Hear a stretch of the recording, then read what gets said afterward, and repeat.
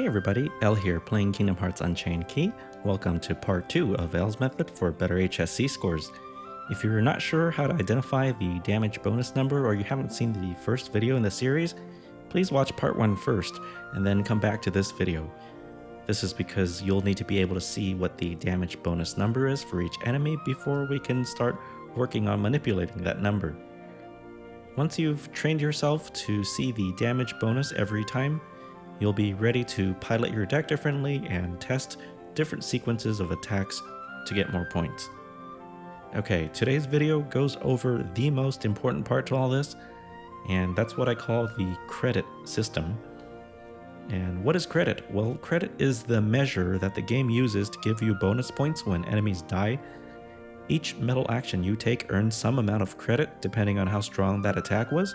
So metal action can be a tap, swipe, or metal ability. These all earn credit, and the only exception is the new burst attack. Because it doesn't use your metals and it's a separate thing entirely, it actually earns no credit at all. The second thing you need to know is that credit is not additive, and what that means is you will only ever receive bonus points from the credit of one action only, the one strongest attack. For each enemy in the stage, the game remembers the one action that generated the most amount of credit, and it ignores all the other actions that earned less credit. So everything other than the strongest attack gets discarded completely. And so when each enemy dies, the game uses the highest credit earning action to assign bonus points. So you don't go and add up all the credit from all your actions. It's only the one highest credit earning action that counts. So if that makes sense, it actually clears up a lot of common misperceptions out there. I've heard people say that one turning is best for more points, or more overkill is better for more points, or doing the most damage on the finishing blow is better somehow. But these are all off the mark. Because the game can remember your highest credit earning action, it actually makes no difference how many turns you take to defeat the enemy, or how strong your finishing blow is. You will get credit for the strongest attack even if you do it first and then finish off the enemy with just weak little swipes afterwards. And even if it ends up being 10 or 15 turns later, you still get the same amount of credit. And the third thing you need to know is how to calculate credit. And to do this, we'll actually need to go into the stage. Okay, this is my setup. I bring my Olympia plus 28 and a friend Roxas HD version with a defensive ability for 90%. And once we're in the stage, we'll want to pull up the deck info grid. If you haven't seen this before, this is in the bottom left-hand corner of the screen. I'm playing the Japanese version, so it flashes deck info right where the Olympia logo is. If you play the NA version, I think that just says info. But either way, you can put a finger in this spot and just hold it there, don't let go. And that brings up the deck info grid. This is a really important screen because it shows you numbers that you can't find somewhere else. The first line under each medal with the sword icon, those numbers are actually the attack stat of all your medals with the Keyblade slot multipliers included. And below that, that's the multiplier for each medal's ability with guilt included. And under that usually is the text description of what the ability is, and near the end you'll usually see something telling you how many hits a medal does, and that'll be important as well. And finally you can see the skills attached to each medal at the bottom. And generally speaking, the amount of credit earned per medal action is calculated using the attack stat times the multiplier divided by the number of hits an enemy can take up until what I call time of death. Time of death is the very last hit that an enemy can take before subsequent hits stop generating more damage numbers and orbs. If an enemy survives your attack, or it reaches time of death on the very last hit of an ability, that's what I call full credit. Taps, swipes, and one-hit abilities will always earn full credit if the enemy is still around for you to use these on. but it may kind of vary with other abilities. Taps are considered a 1x multiplier and swipes even less, so you should never be swiping to kill enemies unless you've already got in a stronger attack that earns more credit beforehand. And swiping is actually used best as a way to extend an enemy's time of death, so another medal can earn more credit. This is because swipes are the weakest, being free, no gauges, and AoE, but we shouldn't be using that to clear enemies in the early rooms even if they're really weak, because that means you're leaving points on the table instead of collecting them. Okay, and if an enemy dies before all your hits land, you actually forfeit points on the number of hits after time of death and end up with lost credit in this case. And this is the main reason why we need to know the number of hits, so we can divide our multiplier by the number of hits and assess what is the right course of action to get most credit. There are lots of medals out there with multiple hit abilities that can actually earn you less than a tap's worth of credit if an enemy dies too early, so we need to be careful and watch out for those situations. If you look at my grid here, I have a couple examples here. The Neo Shadow in the third slot has a 2.16 multiplier to start out, but he deals 5 hits. So if you divide the 2.16 by 5, each hit is roughly 0.43x. And so if an enemy dies on the first or second hit of his ability, that's actually less profitable than a tap, which is free, doesn't cost any gauges. Same thing with the Mysterious Figure in slot 5, 1.74 multiplier, dealing 4 hits. So each hit is about 0.43 here as well. And he needs to also deal at least 3 hits before the ability is more profitable credit-wise than simply tapping. Okay, let me show you how I'd run this event. First mob, 5 soldiers. And what we like to do here is we definitely want to use Kairi for the 3.59 multiplier, even though attack is weak. She buffs everything else after. And we're taking out 5 different soldiers, so she takes 1 out. And that was good for 195 bonus points. And after that, we have the option of either using the ability on HD Roxas or using the next few medals, next 4 or 5 medals to take out the remaining soldiers. HD Roxas has the 7.35 multiplier. We divide by 8, so that's around 0.9192. It's less than 1, but we do have to figure in the -2 tiers of power-based defense that he places on the enemies, and so that actually might tip it the other way to be more profitable than a 1x multiplier on a tap. And especially because the Neo Shadow and Mysterious Figure are really suboptimal, and they're only there for the 14% score bonus. Even though HD Riku is really great, I don't think the HD Riku is going to be able to make up for the loss in bonus points that we would incur if we use Neo Shadow and Mysterious Figure. So long story short, let's just use the ability on the Roxas. We proc the ability here, and that was good for 233 points per soldier. Okay, here, and this is a case where we have one enemy with more HP than the others, and more HP means more potential for more credit and more bonus points.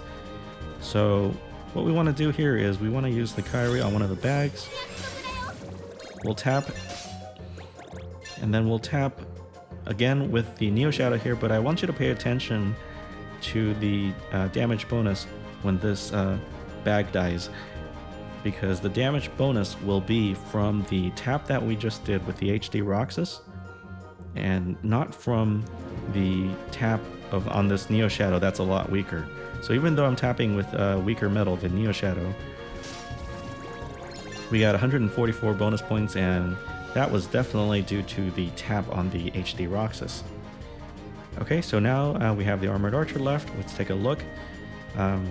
Riku's ability, he has this ranged multiplier from 7.77 up to 11.55. That increases based on how many enemies we killed. And we've killed about 7 enemies so far. So we should be somewhere in the middle of that range, I think. And if we divide by 11 hits, this thing is probably going to die in, definitely going to die in the first hit out of his 11.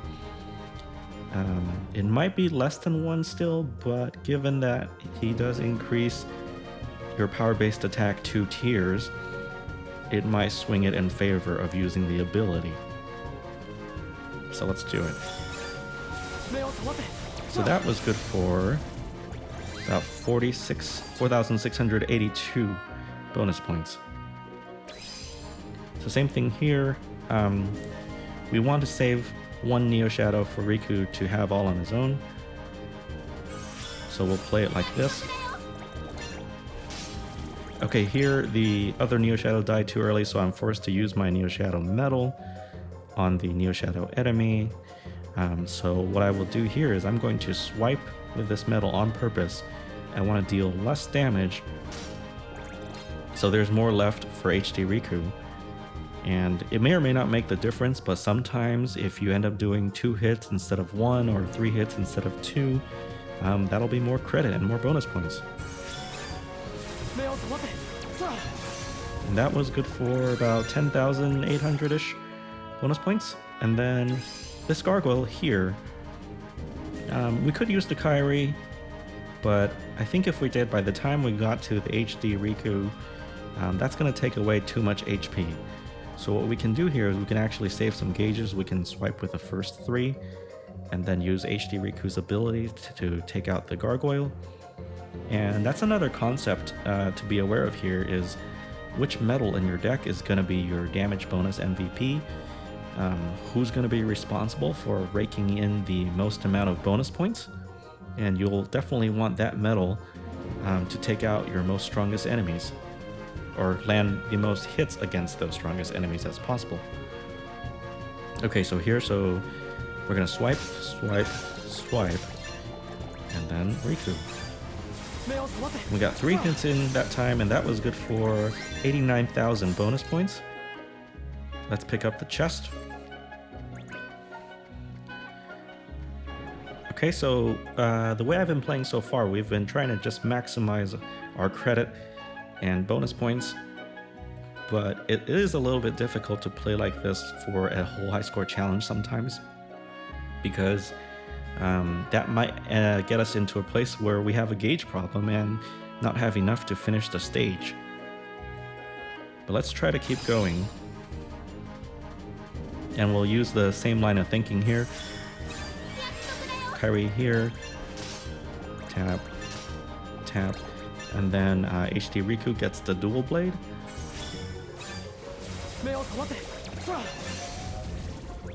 Okay, and then since we're kind of low on gauges here, we do want to make sure we grab the extra gauges from the 1-turn finish.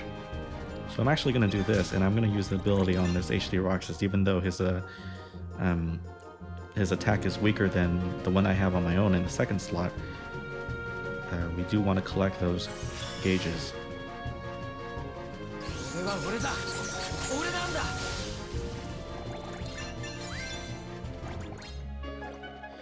Okay, invisible here. We'll do something similar.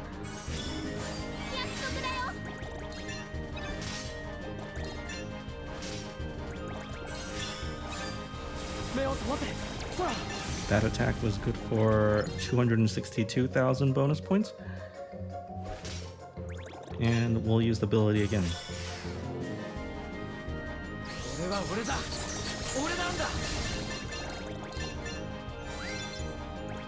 Okay, we're getting pretty low on gauges.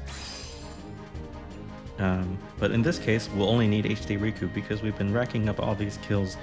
His multiplier should probably be maxed out by now, so we actually don't need to use anything else, I think.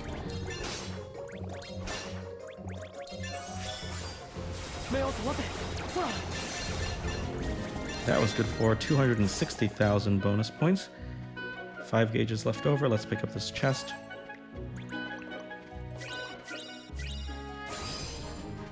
Okay, and this is an interesting scenario here because the cannon here has the built-in extra tiers of elemental defense. So normally you might see that and think of it as a bad thing, but when trying to maximize your credit and bonus points, it's actually a good thing, because we want to conserve HP. So what we want to do then is throw our attacks like this.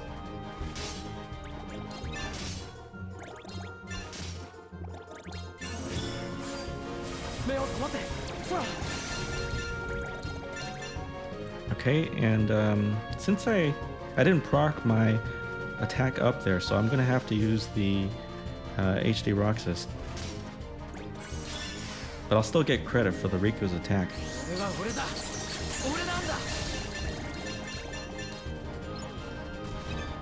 Okay, and this way we can have HD Riku finish off this cannon by himself.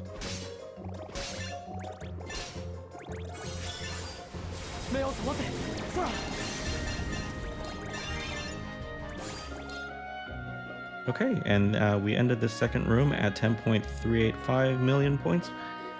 And unfortunately, the gauge situation kind of got away from me a little bit while I was talking to you guys, but this is the line of thinking that I use when I want to maximize credit and maximize bonus points. So if the gauge situation becomes very real, you might have to modify how you run the stage and maybe give up some bonus points here and there to save more gauges so you can finish the stage. But I think, yeah, since I'm not going to be able to finish, I'm going to end the video right here. Maybe I'll follow up the video with a different run where I finish the whole stage, because this setup and this kind of line of play is what got me to 14.35 million on a 90% deck. For those of you out there who can run a 90% deck, I think you'll find that this is actually pretty high, because we're maximizing for so much credit and so many bonus points. Anyway, I hope this has been helpful to you, and I encourage you guys to try different attacks. And if you're really serious about getting the best possible score, I would recommend writing down your bonus each time and what sequence of attacks got you there, so when you change something and you can see if that works better or worse. And I hope to, maybe, yeah, I'll definitely try to make a video of a full run so you guys can see that, but that's going to be it for now. Please like and subscribe if you've enjoyed watching, and I'll see you next time.